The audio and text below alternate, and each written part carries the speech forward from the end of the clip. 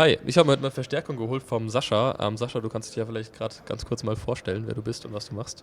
Ja, mein Name ist Sascha, ich bin seit 20 Jahren im Medienbereich tätig und privat habe ich einen YouTube-Channel auch, Gadget Stage für Technikaffine. Ja, den Kanal kann ich übrigens nur sehr empfehlen. Das ist ein sehr cooler Kanal. Relativ wenig Abonnenten für extrem gute Qualität. Guckt auf jeden Fall mal vorbei. Es lohnt Danke. sich. Ja, wir haben heute ein ziemlich spannendes Technikgerät hier vor uns. Und zwar ist das die ganz neu vorgestellte Blackmagic Ursa Mini Pro. Vielen Dank an die Medienwerkstatt Düsseldorf, die uns dieses Gerät hier für einen Tag lang zur Verfügung gestellt hat. Ein Tag ist natürlich für einen kompletten Review ein bisschen wenig, muss man sagen. Das heißt, das ist eher so ein kurzer Überblick oder beziehungsweise ein kurzes Review. Aber ja, der Sascha bringt ja ein bisschen Erfahrung mit der normalen Blackmagic Ursa Mini 4,6K. Und den werde ich jetzt einmal so ein bisschen interviewen über diese Kamera. Erstmal ganz wichtig für die meisten Leute ist natürlich der Preis. Wo liegt diese Kamera jetzt hier preislich und wie sieht es mit dem Zubehör aus preislich? Was kann man da so mit rechnen? Ja, sie ist natürlich preislich angezogen, also die liegt jetzt bei 6.800 Euro brutto. Und das ist halt rein einfach nur der Body, der liegt bei 1.800 Euro. Du brauchst alleine nur, um mit dem Akkubetrieb, um V-Mount-Akku zu montieren, musst du schon die Platte für 120 Euro dazu kaufen. Dann musst du überhaupt den Griff, der Griff gehört zum Shoulder-Mount-Kit, so nennt sich das, kostet 400 Euro. Wobei du natürlich dann auch direkt schon unten die Schultereinheit bekommst, auch direkt nochmal eine Verlängerung, dass du hier diesen Seitengriff abmontieren kannst und an dieser Verlängerung montieren kannst, dass du halt wirklich die Möglichkeit hast, die Kamera sehr gut auf die Schulter zu platzieren und auch wirklich sehr komfortabel, finde ich. Das heißt, so insgesamt kann man sagen, liegt man hier so bei 10.000, 12.000 Euro, 10.000, 11.000, 12.000 Euro, kann man sagen, für eine Ja. drehfertige Kamera. Ja, auf jeden Fall. Man darf jetzt auch noch nicht mal den Speicher darf man nicht vergessen. Der ist auch, wenn man in RAW aufzeichnen möchte, muss man schon den CFast-Speicher Ja. nehmen. Da zahlst du für 256 Gigabyte bist du bei 500 Euro circa. Ja. Bei 512 bist du schon, glaube ich, bei 700, 800 Euro. Das sind halt dann schon ganz andere Preise, als die man jetzt so bei der DSLR-Kamera halt hat. Kleine Ergänzung noch zu den Speicherkarten. Ihr habt jetzt hier bei der neuen Kamera auch die Möglichkeiten, SD-Karten einzulegen. Das spart dann ein paar hundert Euro an Geld. Allerdings habt ihr dann hier die Möglichkeit, nicht mehr mit RAW aufzuzeichnen, sondern nur in ProRes. Das heißt, Leute, die nur ProRes filmen wollen, für die ist es ziemlich interessant. Für Leute, die RAW filmen, die müssen auf die CFast-Karten zugreifen. Ja, du hast ja seit 4, 5 Monaten ungefähr jetzt hier die normale 4,6K Ursa Mini-Version. Was kannst du so zu den Unterschieden sagen zwischen diesen beiden Modellen? Also was gibt es da so für signifikante Unterschiede? Ja, der erste, glaube ich, den man direkt erwähnen sollte, wäre der ND-Filter. Da hat sich natürlich die Fangemeinde halt sehr drüber gefreut, weil das ist das, was einfach gefehlt hat. Ja. Das ist schon mal toll. Zu den ND-Filtern noch leider etwas Negatives. Es ist zwar mega cool, eingebaute ND-Filter zu haben, allerdings fanden wir die beide ein bisschen schwach. Also bei der höchsten Stufe bei Sonnenlicht draußen und Blende 1,4 bis 2,8 ungefähr waren die einfach zu schwach, sofern man mit ISO 800 gefilmt hat, was ja die empfohlene ISO-Stufe ist. Das heißt, man kann natürlich weiter runtergehen mit der ISO-Stufe, dann passt alles, aber bei der Base ISO 800 waren die ND-Filter bei Tageslicht leider zu schwach. Und dann natürlich halt die Außenfront. Also die Außenfront heißt, wir haben hier viel mehr Bedienelemente als bei der vorherigen Variante. Wir haben auch nochmal einen Kontrollbildschirm, der natürlich viel mehr Informationen gibt. Gerade jetzt auch im Gimbal-Betrieb ist es sehr hilfreich. Highlight für mich persönlich ist hier der An- und Ausknopf, dass der außen ist, weil bei der alten musst du halt immer den Bildschirm aufmachen, andrücken, zumachen. Ja. Im Gimbal-Betrieb fummelst du dir halt irgendwie Bildschirm auf und fummelst dir dann irgendwie dann halt eins zurecht. Also das ist schon mal halt so mein Highlight. ND-Filter an und aus ist mein Highlight.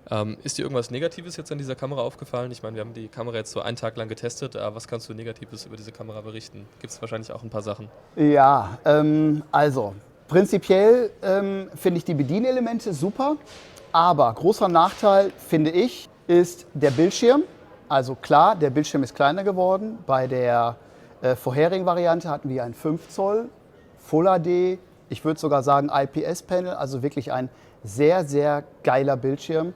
Jetzt ist der Bildschirm geschrumpft, wir sind jetzt bei 4 Zoll, aber die Qualität ist deutlich schlechter geworden. Also man muss direkt drauf schauen, um eine gewisse Farbtreue zu haben. Sobald ich halt nur leicht von der Seite gucke, habe ich sofort starke Farbveränderungen. Also ich würde jetzt mal so als Technikaffiner tippen, dass da irgendwo ein DSTN-Panel drin ist und kein IPS-Panel. Also das finde ich, gerade wo der Preis teurer wurde, der Bildschirm kleiner wurde, verstehe ich es nicht, wie man da jetzt einfach nicht auch wieder die Qualität halten kann und ein IPS-Panel halt einbaut. Also das finde ich halt echt richtig negativ und hält mich auch ein bisschen ab. Ich hatte überlegt, eigentlich zu wechseln oder mir die als Zweitkamera anzuschaffen.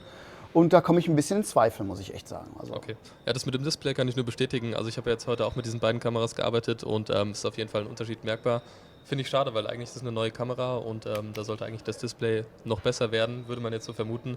Aber das ist ein bisschen schade. Was haben wir hier für einen Sensor verbaut? das ist der gleiche wie in der vorherigen Kamera. Das ist 4,6K und hat 15 Blendstufen. Also da kann man schon einiges an Dynamik rausholen. Und auch wirklich richtige 15 Blendenstufen. Also bei der Ja. Sony wird es ja auch angegeben, bei der Sony A7S. Da ist jetzt auch nicht wirklich unbedingt garantiert, dass das wirklich 14 Blendenstufen sind. Aber hier, was du jetzt so aus Erfahrung sagen kannst, kommt wirklich an 15 Blendenstufen ran, oder? Ja, finde ich schon. Also wenn man wirklich halt mit RAW arbeitet und hier mit einem Farbprofil auch arbeitet, ACES, sieht man schon halt deutliche Unterschiede. Also man kann schon sehr viel da rausholen. Ja. Viele meiner Abonnenten sind ja DSLR-Filmer. Ich würde mal vermuten, an die 99% filmen mit einer DSLR. Was würdest du jetzt so sagen, ist so der größte Unterschied zu einer DSLR? Also was ist so der große Vorteil von so einer Kamera hier im Vergleich zu einer DSLR? Also zum einen natürlich die Anschlussmöglichkeiten.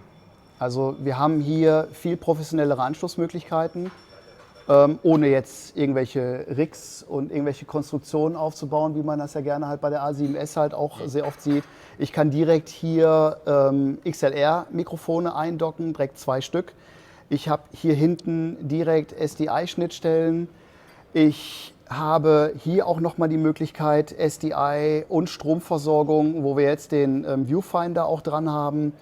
Alleine schon mal mit dem V-Mount hole ich schon mal einiges auch raus an Akkukapazität. Wie lange hält der Akku so ungefähr? Was würdest du schätzen?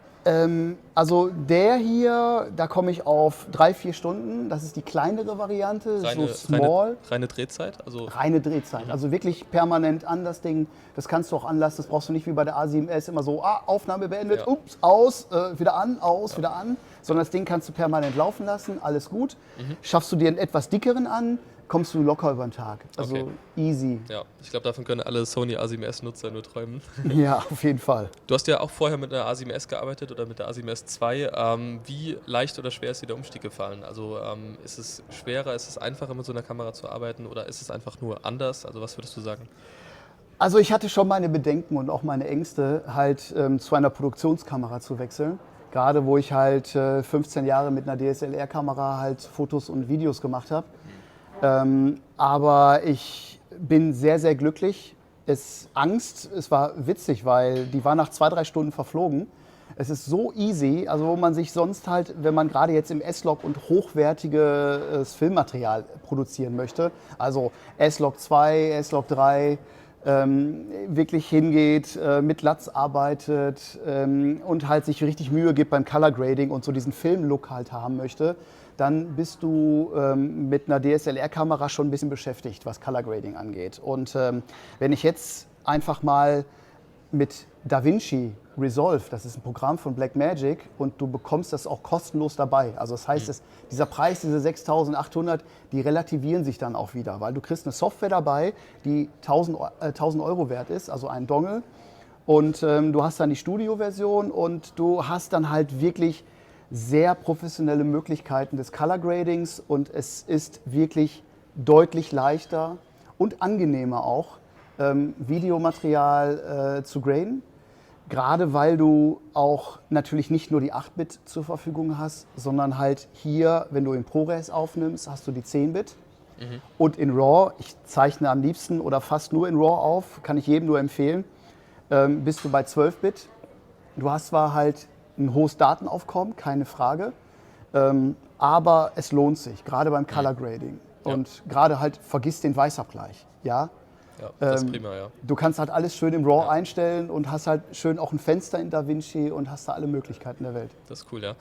Ich filme ja mit der Sony A7S, die kennst du ja auch. Wie sieht es aus mit dem Lowlight? Also die A7S ist ja so ein Lowlight-Monster. Wie würdest du die Kamera jetzt hier einordnen? Ja, ist immer die Frage, ne? Wenn man eine dunkle Szene hat, muss diese dunkle Szene unbedingt hell aussehen, als wenn man Licht anhat. Manchmal möchte man ja auch die Stimmung mit rüberbringen. Und ich muss ganz ehrlich sagen, ich bin, wenn ich im Dunklen filme, mit der Kamera sehr zufrieden. Gerade mit dem Update jetzt auch, was im Dezember kam, dass man nochmal den Schwarzwert nochmal halt kalibrieren kann auf den Sensor. Also man hat die Möglichkeit per Software den Sensor immer wieder auch zu kalibrieren.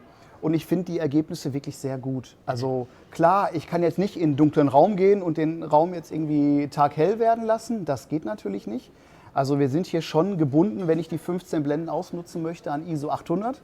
Natürlich kann ich auf die 1600 hochgehen, aber dann hast du natürlich auch halt, musst du gewisse Abschnitte halt in Kauf nehmen, was die Qualität angeht. Also meine Empfehlung halt immer bei ISO 800 eigentlich zu bleiben. Also Fazit zum Lowlight, man kann damit arbeiten bei wenig Licht, aber es ist keine A7S, das muss man einfach Ja klar, die sagen. A7S, sicher, das ist natürlich ganz was anderes. Das muss einem auf jeden Fall anderes. bewusst sein. Zum Thema Rolling Shutter, die A7S kämpft ja sehr mit Rolling Shutter und auch die A6300 zum Beispiel haben große Probleme mit dem Rolling Shutter. Wie sieht es hier aus? Was ist Rolling Shutter? Gute Antwort, richtige Antwort. Okay, also Rolling Shutter, das habe ich auch natürlich mitgetestet jetzt heute beim Drehtag, war so gut wie gar nicht vorhanden. Die Kamera hat einen extrem schnellen Prozessor drin, der schreibt die Daten natürlich viel schneller weg als jetzt irgendwie eine A6300. Da gibt es kaum Probleme mit. Also Leute, die viel ihr Footage nachstabilisieren, da gibt es ja bei der A7S, habe ich auch öfters Probleme, dass das Footage dann so wackelt, das sollte hiermit überhaupt kein Problem sein. Und du hast jetzt einen halben Tag mit der Kamera gespielt. So als DSLR-Fan, Produktionskamera, kann ich dich überzeugen? Ja, also was ich sagen kann, es ist was komplett anderes. Ich bin ein Riesenfan von meiner Sony und auch von dem Handling, also von dieser ganz kleinen Kamera. Es ist einfach was komplett anderes damit. Ich würde jetzt im Moment noch nicht sagen, was besser ist. Es ist einfach, wie gesagt, was anderes. Aber ich war positiv überrascht von dieser Schultergeschichte. Ich habe vorher noch nie mit so einer Schulterkamera gearbeitet. Hat mir ziemlich gut gefallen. Was ich cool fand, war das Gewicht, davon war ich auch positiv überrascht. Ich dachte, die ist extrem schwer, aber der Body an sich ist relativ leicht für das oder für diese Größe. Also man kann auch Handheld relativ lange damit arbeiten. Ich würde aber empfehlen, wenn man sich diese Kamera holt, auf jeden Fall auch dieses Shoulder-Kit dazu zu kaufen. Das kostet jetzt nicht so die Welt und man kann halt eben sehr komfortabel über mehrere Stunden hinweg von der Schulter aus arbeiten. Also zum Fazit kann ich nur sagen, es ist eine sehr coole Kamera. Ich weiß noch nicht direkt, ob das jetzt meine nächste Kamera ist, aber sie ist auf jeden Fall nicht aus dem Rennen. Ich bin sehr begeistert und ja, einfach mal gucken. Ja, das war's schon wieder zur Blackmagic Ursa Mini 4,6K Pro. An dieser Stelle vielen Dank nochmal an die Stiftung Zollverein für die Drehgenehmigung hier. Also ihr habt ja auch im ganzen Video schon gesehen, wir sind hier in dieser Zeche.